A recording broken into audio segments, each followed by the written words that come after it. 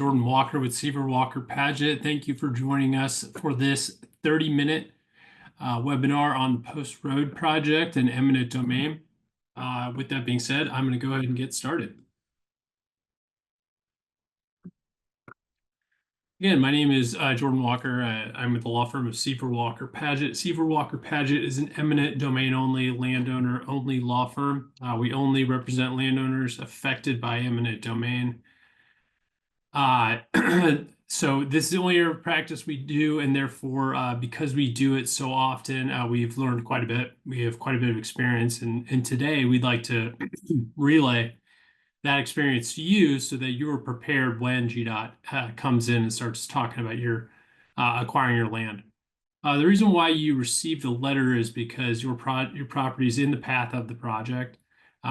We believe that land acquisition hasn't begun quite yet. We're at the beginning stages of it. So I would expect in the next year or so, you'll probably be hearing from GDOT here in Forsyth County about acquiring your property.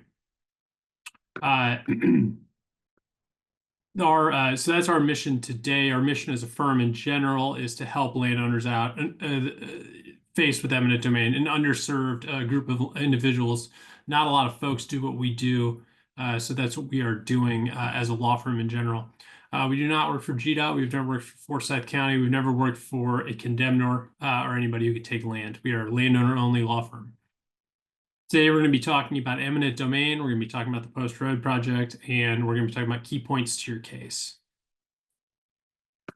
Real quick before we begin, or rather before we continue, real quick, eminent domain, what is eminent domain? Eminent domain is the power of the government and other entities to acquire private property and put it to a public use. In this instance, the public use is roadway. This is inherent power for GDOT and the government. They have it as a matter of right. They are able to acquire private land and put it to a public use, ultimately whether or not the landowner wants it to happen. That effectively is the power of eminent domain, the power to forcefully seize land from private landowners and put it to public use. This is the project. The project's Post Road widening. It's actually part of two projects that extends all the way up to SR20. And then it extends further south down to SR9. So basically the highway itself, Post Road, SR 371, is going to be widened as part of two projects. The first project is the southern project going from SR9 up to Kelly Mill Road, and that the other half will make up the other project as well. So they are widening the lane from four lanes rather. There will be raised medians, which I imagine will affect quite a few properties. There'll be extended shoulders. There will be sidewalks on both sides. And then obviously there'll be intersection improvements as well at each intersection. So this is the project. This is, again, it's part of two projects that will be widening Post Road, ultimately from SR20 to SR9. Now I want to talk about the eminent domain acquisition process. So this is kind of a rough schedule of how things work, when to expect things, timeline for the required actions, the relevant actions of GDOT ahead of a lawsuit. So the first contact you're going to receive from anybody at Forsyth County or GDOT will be from their appraiser, or it should be rather. Their appraiser is required by law to send you a letter or let you know that they're going to come out and inspect the property to do their appraisal.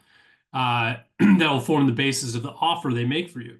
So before they make the offer, they need to appraise the property. And before they appraise the property, they need to inspect the property. And as part of Georgia law, they need to inform the landowner of this inspection and give them the opportunity to be present during the inspection.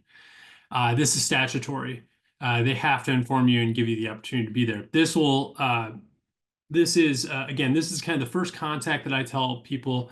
Once you got that appraisal inspection letter, once they've done the appraisal, you know you're in land acquisition, so to speak.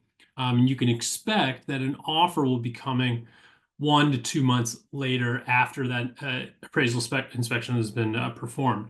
So they've done the inspection, they've done the appraisal. A new person will come out, a right-of-way agent, and they will issue an offer that's based off that appraisal. And that is where our firm generally gets involved. Our firm gets involved when offers are being issued by Forsyth County, by the DOT. So if you are interested in hiring counsel, I would say the time to do so would be when you get the offer. That offer would be based on the appraisal. There will be some level of negotiations, but I wouldn't expect a lot out of that. Ultimately, if negotiations break down, a deal cannot be reached, then they will need the land eventually. And you're looking 3 to 4 months out from getting that appraisal inspection, you're looking at the lawsuit. And that is, I put in quotes, eminent domain. And that's what eminent domain is. It's a lawsuit. It is a lawsuit from the entity that wants your land against you, the landowner, in the county where the property is located. So basically, if they can't get the property without eminent domain, they have to get the land for the project. They can't build it without it. So they will file a lawsuit in the county where the property is located, Forsyth County in all likelihood, and they will sue you. They will serve you, and then you are officially eminent domain at that point, as I refer to it, as people commonly understand it. That is eminent domain. So that is the timeline. Now, once you get into eminent domain, it really can go a couple different ways. Usually, the only issue at eminent domain is compensation, what you're entitled to. You are entitled to a jury trial over just compensation, which means that ultimately it's not up to GDOT or Forsyth County or even you what you are entitled to. It could be up to a jury of your peers in Forsyth County. So ultimately, that could be the end of your case, but most cases resolve without getting to a trial. A lot of cases resolve at a mediation or some other settlement point during the eminent domain lawsuit. But you are entitled to a jury trial if you so choose. So this is the eminent domain process, kind of from a 10,000-foot view, and kind of a timeline, what to expect when they come in and start making offers. Talking about offers. We like to provide some preliminary advice on what we feel folks should do when they receive their offer from the DOT or when they're about to receive their offer. What I tell people generally is to try to communicate with these folks by email only. There are a lot of verbal promises that are made during these negotiations with right-of-way agents, and verbal promises mean nothing for purposes of selling your property. It doesn't matter what they say they can or can't get you from a compensation perspective if it's not on paper and written down. So that's why I recommend when you're talking with these folks, if you are going to negotiate, which I don't recommend doing without at least first talking to an attorney, if you're going to start talking to them, I would avoid in-person conversations. I would try to keep everything on the record and have email conversations. If they want to promise you compensation or something else, make them put pen to paper, make them write it down and send it to you. So back to what you should do once you get the offer. So the right-of-way agent might call you and say, "Hey, we got an offer for you. When do you want to stop? When do you want us to stop by and give it to you and discuss it?" Your response is you can send it via email, and they should respect that wish. I would insist on it. If they don't, they pretty much, I mean, they want you to have it. So if you insist that they send it via email, they will do it. They should do it. So once they send it to you, I would respond and say, "Thank you. I'll review this and get back to you in a week." And in that week, I would reach out to counsel, talk to an attorney, see what they think about the offer, and then respond in a week. And then you can decide in that interim time period what you'd like to do. Are you going to hire a counsel? Are you going to go it alone? What is the best course? And this gives you a week. And the reason why I put a week is because it should give you enough time to do your due diligence, get a plan together. Beyond that, you're not blowing them off. A lot of times in GDOT, they get at Forsyth County or GDOT with these right-of-way agents, they get a little antsy and they don't want to wait to hear back from you, and especially if you're non-responsive. So sometimes if they're not hearing it to their satisfaction, enough communication, they'll go back to their supervisor and say, this landowner isn't talking to us. Let's go to condemnation. And you might not necessarily want to do that. So I tell people, give yourself a week. They're not going to go to condemnation over a week. They are not going to bug you. They shouldn't bug you within that week. They'll definitely bug you once that week is up. But that would be my plan for landowners that are curious about what to do. Like I said, in that week you can contact an attorney. Finally, again, avoid in-person discussions, in-person negotiations. They do not serve you to get verbal understandings because verbal understandings, well, sometimes they aren't understandings. Sometimes people are misunderstood. So it's just imperative to make sure everything is in writing when you're dealing with these folks. Uh, so we talked about what to do. Let's talk about what not to do. What not to do. Don't just jump into negotiations before at least talking to somebody. And I'll tell you, I'll give you a reason why. A lot of times when folks get these offers, they get them, they look at them, and they're either not happy or they are happy and they just want to negotiate. Either way, they're coming from a position where they don't necessarily know what they're entitled to. So a lot of times they just jump into negotiations. They start throwing numbers out. And as an example, if they offer you $150,000 for your property and you immediately say, well, I'll take 200. And then you say, well, wait, let me talk to somebody. You talk to me and I look at it and say, actually, you should be getting 300, 400. The problem is at that point is you've already told GDOT what you would take, or you've already told Forsyth County what you would take. And they're going to write that down in their little book, their contemporaneous note taking. And that number is going to stick with you the rest of your negotiations. It's going to be very difficult to get beyond that number that you already told them that you would take. And it sounded great in the moment because you were doing, more than what they had offered. But I'll say that getting a little bit more than a terrible offer doesn't make it a good offer. So you don't necessarily know what you're entitled to at this point. There's a lot that goes into what is compensable in the state of Georgia. So it's important that, again, before you just jump into negotiations, before you jump out, start getting appraisers and going full bore into this, it's good to see if it's necessary and if it's something that if you're going down the right path towards the resolution and you aren't shooting yourself in the foot before you even know what's going on. Again, don't meet in person with the right-of-way agent. Don't make rush decisions, but also don't ignore it altogether. They would love, GDOT wants you to make a quick decision. Quick decisions are usually not great ones. And that's how they kind of seize on a lot of folks is they come in, they pressure, they make offers, and they get these quick signatures before the landowner can even do anything about it or think twice or get their thoughts together. You have time. We talked about the schedule. You don't have a ton of time, but you do have time and enough time to do your due diligence and make sure that whatever you're saying is proper and you're not, making any fatal errors early on in the process. So that's what you should not do. So let's talk about money a little bit. And this is really, when it comes to eminent domain, it is by and large about money. It's about just compensation. It's about what you are entitled to under the law, under the Fifth Amendment, United States Constitution. And in Georgia, you are entitled to the value of your property, of course. And that's the first key to compensation. What is the proper land value for the acquisition? They're taking an acre of your land. What is that acre worth? And you prove that through land value. You prove land value through appropriate comps. And that means using appropriate properties that are comparable to the subject. A lot of times, and I've seen them, a lot of times GDOT will come in and make offers and they might even identify some sales comparables. But if you pull up those sales comparables, you'll see that they're several years old, that they are miles away, that they are big when the land is small. They're small when the land is big. They're not particularly precise with it, and they don't really provide a lot of information either. So you're kind of left in the dark to see guess whether or not the land comparables are appropriate. But you are entitled to appropriate valuation of your underlying property. That's the first key. The second key is a remainder damage or consequential damage, and they mean the same thing. And this is only for partial takings, that being when they only take a part of your property and they leave a remnant.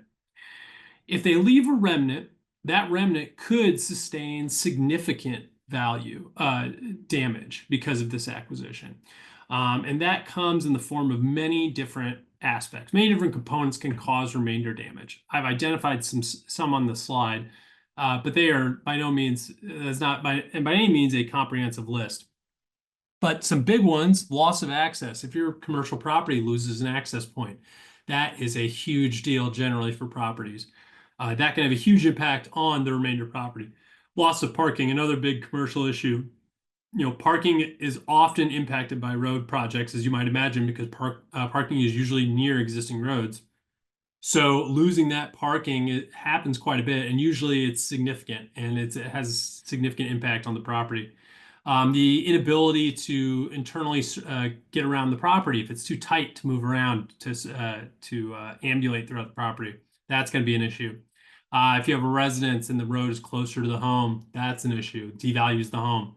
If your property becomes zoning non-compliant, that's an issue. If it takes a sign from your business and that sign can't be relocated, that could be an issue. These are just an endless number of issues can cause remainder damage, but ultimately you are entitled to it. And usually Forsyth County, GDOT, they don't do a great job of offering it to landowners.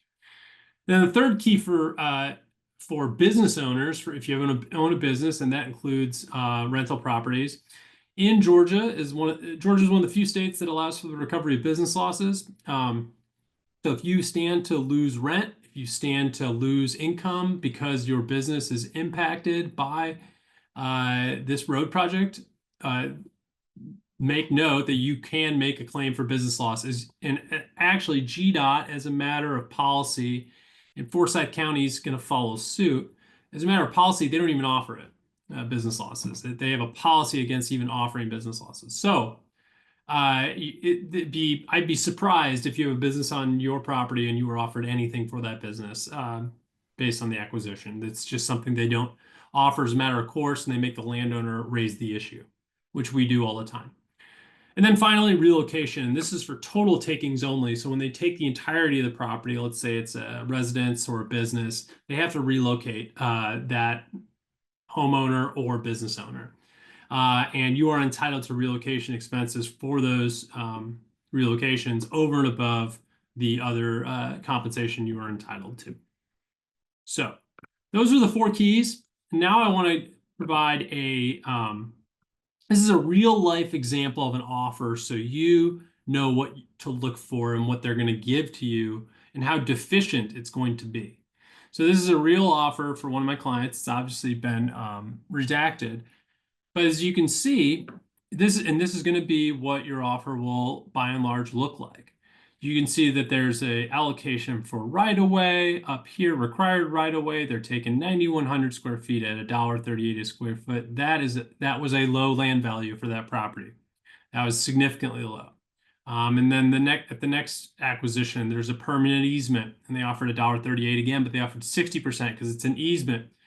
But the problem is they were taking buildable property, so it was not a 60% acquisition; it was a 100% acquisition. So again, there's an issue.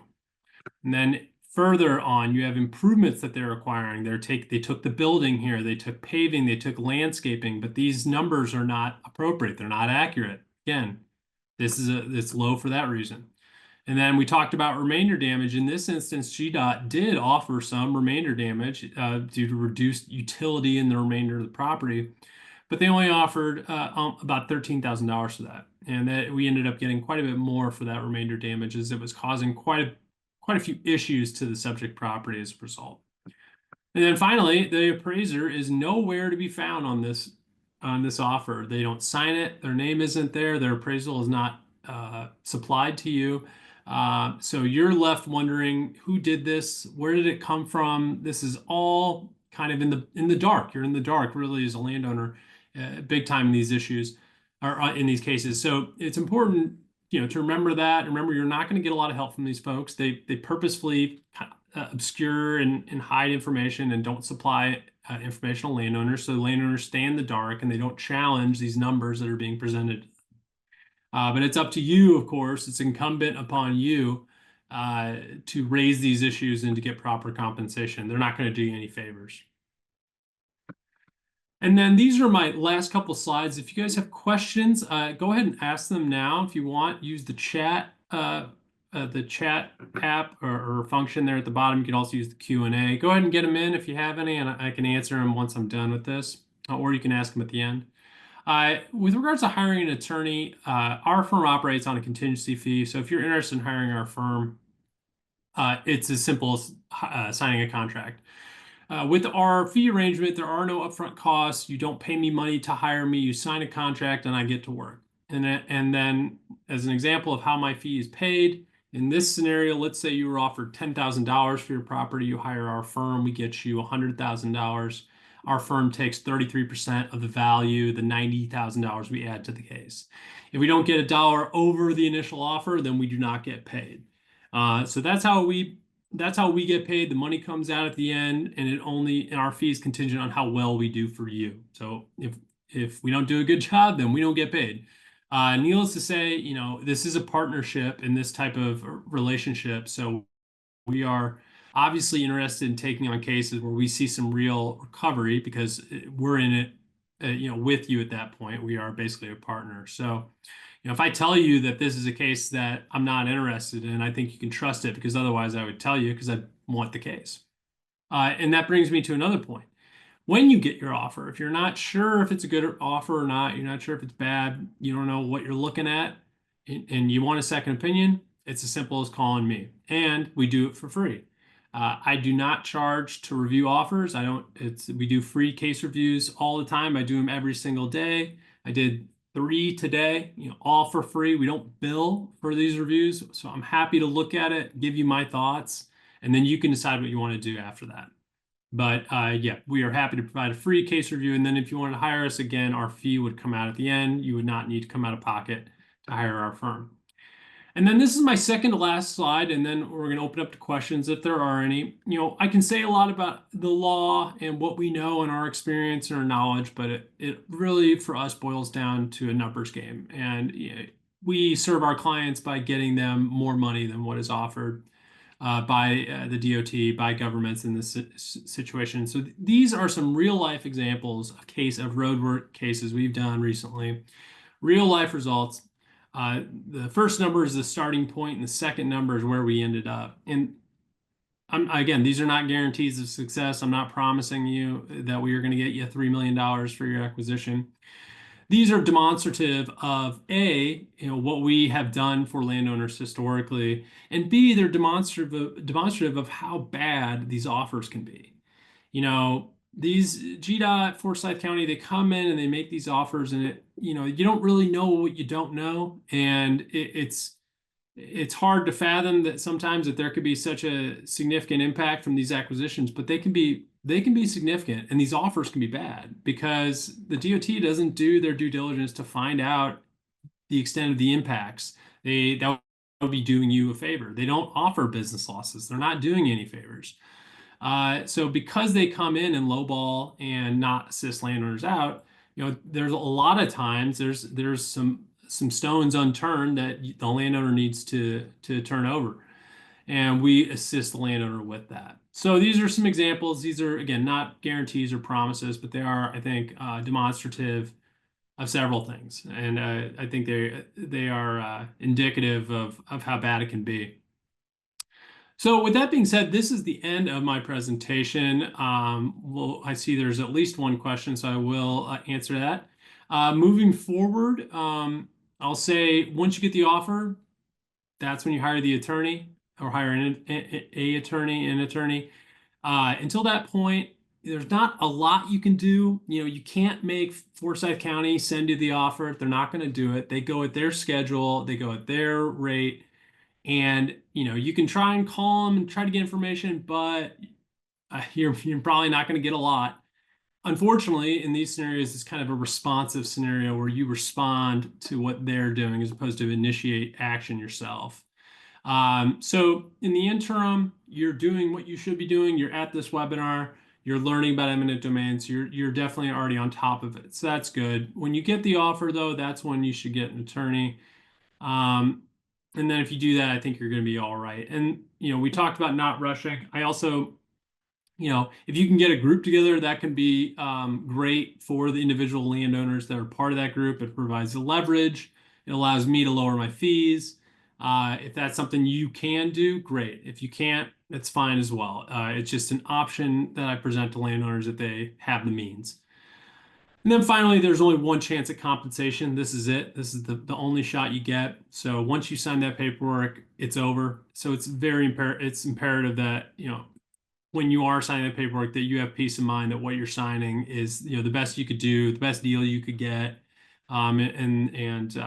you're satisfied with your decision. So that's my phone number. That's my email address. If you can text that number if you have an offer. When you get the offer, you can text it to me. You can email it to me. You can mail it to me if you'd like. Whatever's easiest for you to get that offer to me. Just go ahead and do that. I will look at it for free and get back to you. And now I will get to a couple of questions. With that being said, we'll get to a couple of questions. If you do have questions, please ask them now. First question: Will the DOT reimburse the homeowner for expected reduction of house value? Uh, I will. I'll answer that question first. They should. You're entitled to the reduction in home value caused by the reduced setback to the roadway. So you're entitled to the diminution in value of your home because it's closer to a road. Will the DOT offer that? Maybe they might offer you a little bit, but if they do, I guarantee, well, I'd be shocked. I'd be surprised if they offered you the appropriate amount of that reduction in value that the home actually realized. So you are entitled to that for your property. Second question: If multiple homeowners on the same street are impacted by this issue, does it make sense for all of them to sign up with one law firm in a class action kind of scenario? Great question. I will answer that by saying yes, it does make sense for all of the landowners on one street to be under one council, but not because of a class action scenario, because there is no class action in an eminent domain. Property is legally speaking unique. One property is legally unique from another, no matter how similar they are. So because they're unique, they don't share commonality of damages. Your damages are going to be different from your neighbor's damages. They might be similar, but they're not the same because your homes are different. And so because they're different, you can't make one claim for everybody. Each case has its own individualized analysis with its impacts. Are they all going to see similar impacts? Probably. But one home might see a 30% reduction while another home sees a 10% reduction. So what that means is that the answer to your question is yes. If you can get a group of, it makes sense for a bunch of landowners on one street to sign up with one attorney. That makes sense. You will realize a benefit if you have that type of group together versus just one landowner, or at least you will increase your leverage significantly. So I will say that, but it's not a class action. So that's the only part that it doesn't work like. But I think I answered that question. And then the third question: what about if HOA land is adjacent to the property is also impacted? Does the HOA also join in the homeowners? Would that be an even better idea? So I will say that again, I think the rule of multiple clients under one attorney is the more you have under one counsel, the more leverage that counsel has, and therefore the more leverage each individual has. So the more folks that are part of that group, the more leverage you have. I think just as a matter of an easy rule to follow. The HOA also, the HOA, that happens quite a bit in these road projects because they widen roads into the HOA owned property, usually gates and large facades, entrances to residential subdivisions. So yeah, they have their own land that they own that will also be affected. And we have represented HOAs before. We've represented landowners before and HOAs. It's not uncommon for that type of representation. Okay.